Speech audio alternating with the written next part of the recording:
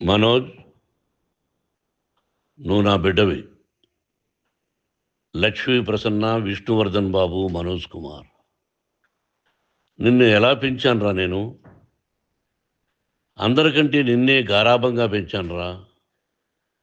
నీకే ఎక్కువ ఖర్చు పెట్టి చదివించాలని ప్రయత్నం చేశానురా. నువ్వు ఏది అడిగినా నేను నీకు ఇచ్చానురా. కానీ ఈ రోజున నువ్వు చేస్తున్న పని బిడ్డల గుండెల మీద తంతారంటారే, అలా తన్నేవరా. మనసు ఆవేదనతో కింగిపోతుందిరా. నేను మీ అమ్మ ఏడ్చుకుంటున్నావురా. జర్నలిజం ఉన్నది లేనిది, లేనిది ఉన్నట్టు రాస్తున్నారా. నువ్వు నన్ను కొట్టడం ఏంట్రా? నా బిడ్డ నన్ను తాకలా. ఇద్దరం ఘర్షణ పడ్డాం కొన్ని కారణాల వల్ల. ప్రతి ఫ్యామిలీలోనూ ఉంటాయిరా ఇవి. లేనివాడు ఎవరైనా ఉంటే ప్రపంచంలో ఒకరున్నారేమో, 1% ఉంటుందేమో.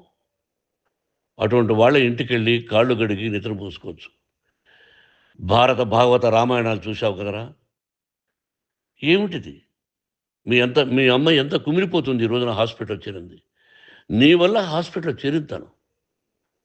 చూడు మనోజ్, నీకు అన్నీ ఇచ్చిన ఈ రోజున నువ్వు నా గుండెల మీద తనడమే కాకుండా అపకీర్తి తీసుకొచ్చావు. ఏదేదో రాశావు, ఏదేదో చెప్తున్నావు.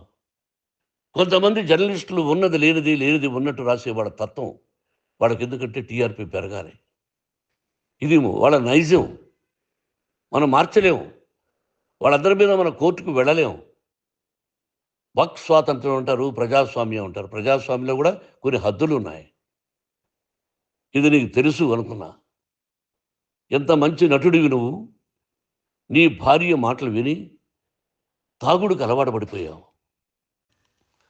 వింటున్నావా మనోజ్? ఎవరిని నమ్మాలో ఎవరిని నమ్మకూడదో పరిస్థితి తీసుకొచ్చావు.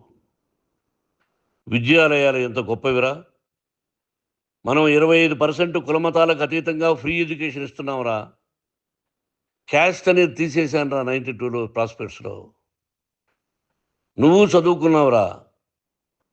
అక్కడ చదువుకున్న బిడ్డలు ఐఏఎస్, ఐపీఎస్ అయ్యారురా. ఎంతోమంది గొప్పవాళ్ళు అయ్యారురా. నువ్వు నటుడుగా ఎంతో గొప్పవాడివి. తాగుడికి అలవాడబడి నువ్వు నీ భార్య ఇంట్లో బిహేవ్ చేస్తున్న విధానం ఆ భగవంతుడు సర్వేశ్వరుడు తెలుసు. భగవంతుడు చూస్తున్నాడు రా. నేను తప్పు చేసినా, నువ్వు తప్పు చేసినా, ఎవరు తప్పు చేసినా. ఎంత అవకాశం ఇచ్చావు మాట్లాడుకునేదానికి అందరికీ. ఇన్ని సంవత్సరాల్లో మన విద్యాలయాల్లో ఒక్క తల్లి కానీ ఒక తండ్రి కానీ ఏమైనా చెప్పారా? ఆ బిడ్డలు మన బిడ్డలు రా. మీరెంతో నాకు అక్కడ ఉన్నవాడు కూడా నా కూతుర్లు, నా కుమారులు.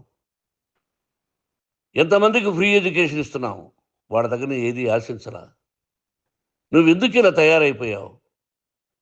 ఎందుకు ఇంట్లో ఉండే పని వాళ్ళందరినీ కొడుతున్నావు? వాడు పని చేసుకోవడానికి మన ఇంటికి వచ్చాడు రా. ఆ పనివాడిని కొట్టడం చాలా మహాపాపంరా. నేను వేరురా. నేను దండించడం వేరురా. నేను ఎవరిని ఆ చిన్న వాళ్ళని కొట్టి ఇచ్చేసి చేయలేదురా. సినిమా ఇండస్ట్రీలో మోహన్ బాబు కొడతాడు, తిడతాడు అంటే అది షూటింగ్లో జరిగి ఉండొచ్చేమో. కానీ ఇంట్లో ఉండి 10 సంవత్సరాల నుంచి 20 సంవత్సరాల నుంచి పనివాళ్ళు ఉన్నారు. నేను ఇంట్లో లేని సమయంలో వాళ్ళందరినీ కొట్టి వాళ్ళ ఫోన్ లాక్కొని ఒకడైతే చచ్చిపోవాలి. వాడు పోలీస్ కంప్లైంట్ ఇచ్చి ఉండొచ్చు. నేను వద్దు అని వాడిని బతిమాలాడు. పోలీస్ కంప్లైంట్ కూడా ఇవ్వడా. ఇంకైనా నువ్వు నీ భార్య మారి బయట ఉండండి రా అన్నాను నేను. లేదు డాడీ, తప్పు చేయలేని ఒకసారి వచ్చావు, మళ్ళీ తప్పు చేశావు, మళ్ళీ వెళ్ళావు, మళ్ళీ ఈసారి తప్పు చేయనన్నావు. ఏమండి వీడు తప్పు చేయడం అని మీ అమ్మ చెప్పింది. ఇంట్లో పెట్టుకున్నా. మళ్ళీ నువ్వు చేస్తున్నది, ప్రతిరోజు నువ్వు తాగుతున్న విధానం నీకే తెలుసు. ఇది ప్రజలు నమ్ముతారా లేదా అనవసరం నాకు. నేను నీకు చెప్తున్నా, ఇంతటితో పులి స్టాప్ పెట్టాలి.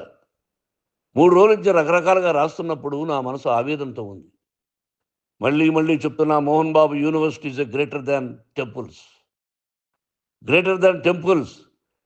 బిడ్డలను కాలేజీలో చేర్చుకునే ముందు చెప్తారు, అన్నయ్య ఎంత ఉంది యూనివర్సిటీ రూల్సు, ఇది మా పద్ధతి, మీకు ఇష్టమైతే చేర్చండి. గవర్నమెంట్ ఏమి ఇస్తుందో ఇంత పర్సంటేజీ వాళ్ళకు కూడా మీ దగ్గర ఎందుకు డబ్బు తీసుకుంటున్నామంటే దానికి అర్థం, పరమార్థం చెప్పాము. దొంగతనంగా తీసుకోలేదు. ప్రతిదానికి చెక్కులు ఉన్నాయి. అది అకౌంట్ ఉంది. దానిలో తప్పులు జరిగితే డిపార్ట్మెంట్ ఉంది. కాలేజీలో ఇంకేమైనా తప్పు జరిగితే గవర్నమెంట్ ఉంది. ఇవన్నీ నీకు తెలుసు. ఈ రోజున ప్రపంచంలోనే నెంబర్ 1గా చేయాలని మీ అన్న కష్టపడి ఇతర దేశాల్లో నెంబర్ 1 యూనివర్సిటీ టైఅప్ చేశాడు. ఈ రోజు నువ్వు చేసిన విధానం ఏమిటి?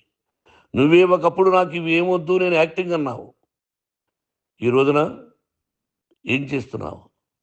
విద్యాలయాల మీద పడ్డావు. తల్లిదండ్రులు చాలా గొప్పవాళ్ళురా. కొంతమందికి డబ్బు కట్టలేకపోవచ్చు. కట్టని వాళ్ళకు కొంత సహాయం చేసావు. అంతా సహాయం చేయలేము. బ్యాంకుల్లో డబ్బు కట్టాలి. లెక్చరర్స్కి డబ్బులు ఇవ్వాలి. యూనివర్సిటీ బ్రహ్మాండంగా నడపాలంటే మంచి లెక్చరర్స్ కావాలి. ఇవన్నీ తెలిసి చేస్తున్నావురా 32, 33 సంవత్సరాల నుంచి. అది పక్కన పెడితే అందరినీ కొట్టడానికి వస్తావు. మీ అన్నం తిడతావు. ఒక వ్యక్తి వినయ్ గారనే ఆయన వ్యక్తి హెల్ప్ చేయడానికి వస్తే ఆ వినయ్ ఎవరు లజ్జాగుడికి చంపేస్తాను వాడు అన్నావు. ఇవన్నీ ఎంత తప్పురా? అంటే మీ నాన్నగారికి ఎవరు సహాయం చేయడానికి వస్తే వాళ్ళందరినీ లజ్జాగుడుకులు అంటావు. చంపేస్తానంటావు. మీ అన్నను చంపేస్తానన్నావు. చంపరా చూద్దాం మీ అన్న నేనే అన్నా. తాకరా నీ ధైర్యం ఉంటే అన్నా. ఎంతమందిని చంపాలనుకుంటున్నావు? ఎంతమందిని చేయాలనుకుంటున్నావు? నువ్వు ఏం సాధించాలనుకుంటున్నావు? ఆలోచించుకో. ఈ ఇంట్లోకి అడుగు పెట్టడానికి నీకు అధికారం లేదు. ఇది నా కష్టార్జితం. మా నాన్నగారు 10 రూపాయలు 10 పైసలు కూడా ఇవ్వలేదురా. మంచి జన్మనిచ్చాడు మా నాన్నగారు. మద్రాసుకు వెళ్ళి వీధుల్లో అడుగు తిన్నానురా. ఒక పూట కూడా భోజనం లేకుండా అడుగు తిన్నానురా. న్యాయంగా మోహన్ బాబు తిడతాడు కొడతాడంటారు కానీ మోసగాడు అనలేదురా. నీట్ పార్లమెంటేరియన్గా బయట వచ్చానురా. నువ్వు నా పరువు ప్రఖ్యాతులు మంట కలిపావు. ఏమిటి నేను చేసిన అన్యాయం? నీకు జన్మనిచ్చాను. అదా నేను చేసిన పాపం. అందుకే ఇది నా ఇల్లు అన్నావు. నువ్వు నీ ఇల్లు కాదు. నీ కష్టార్జితంతో నువ్వు సంపాదించుకున్న ఇల్లు నీది. ఇది నా డబ్బు, నా కష్టార్జితం. నా కష్టార్జితంలో నేను పిలిస్తేనే మీరు ఇంట్లోకి రావాలి. అటువంటిది పోగొట్టుకున్నావు నువ్వు. ఆస్తులు అంటావా? ముగ్గురికి సమానంగా రాయాలా లేదా అది నా ఇష్టం. ఆస్తులు ఇస్తానా, లేకపోతే గంగపాలు చేస్తానా, లేకపోతే ఎవరికైనా దానధర్మాలు చేస్తానా, అది నాకు సంబంధించిందిరా. నా కష్టార్జితం రా. మీరు చేస్తున్న విధానం గుణగణాలు కావాలరా. మందు తాగచ్చురా. ఎంత తాగాలి? నేను కూడా 1 or 2 పెగ్స్ తీసుకుంటా.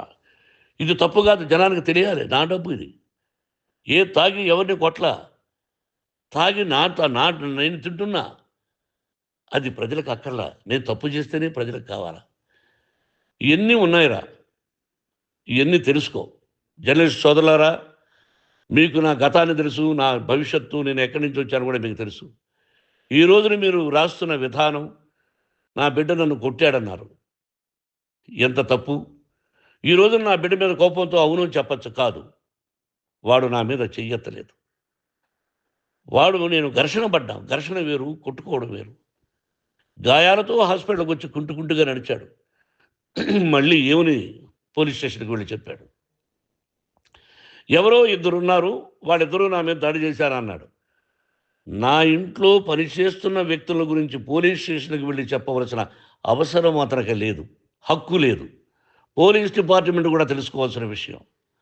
నా ఇంట్లో ఉండే వర్కర్స్ మీద నేను కంప్లైంట్ ఇవ్వాలి. నువ్వు పర్మిషన్ లేకుండా నా ఇంట్లోకి నువ్వు చొరబడి ఈ ఇల్లు నాదంటూ ఇంట్లో పనిచేస్తున్న వర్కర్స్ మీద కంప్లైంట్ ఇచ్చావు. అది ఎంతవరకు పోలీసు న్యాయమో రూల్సో చూద్దాం. పోలీస్ డిపార్ట్మెంట్ ఇంటికి వచ్చింది. వాళ్ళకి రాశాను ఉత్తరం. అయ్యా, నేను సీనియర్ సిటిజన్ని, నాకు రక్షణ లేకుండా ఉంది. నా బిడ్డ వల్ల నా ఇంట్లో నుంచి నా బిడ్డను పంపించేసి ఇది నా ఇల్లని. వాళ్ళు నాకు సమాధానం ఇవ్వలేదు. ఇవ్వకపోగా ఎవరిని పట్టించుకోలేదు. ఇప్పుడు పోలీసు వాళ్ళు వచ్చి ఏమండి రూల్స్ ప్రకారం నా బిడ్డ ఇంటికి రాకూడదంటే మాకు హయ్యర్ డిపార్ట్మెంట్, హయ్యర్ అథారిటీ వాళ్ళు ఫోన్ చేశారు. మీరు ఎవరిని స్టాప్ చేయొద్దండి, బయట నుంచి ఎవరైనా వస్తే వాళ్ళని స్టాప్ చేయండి అన్నారు. 2 రోజుల నుంచి 10 మంది 20 మంది వస్తున్నారు. వాళ్ళు అలా చూస్తూ నిలబడ్డారు. వాళ్ళు ఫోటోలు తీసుకున్నారు. వాళ్ళ మీద మళ్ళీ వదిలేస్తున్నారు. ఎవరిని నిందించాలి? But I give respect to the police department. వాళ్ళకి ఎవరు ఏ అధికారి ఫోన్ చేశాడో, ఆ అధికారికి ఏ పొలిటీషియన్ చేశాడో అది వాళ్ళకే వదిలేస్తున్నా. కాబట్టి వాళ్ళు పోలీస్ కంప్లైంట్ ఇచ్చినా కూడా మేము సంబంధం లేదని అంటున్నారు కాబట్టి నేను నా బిడ్డను నిన్ను నాపు చేస్తున్నా.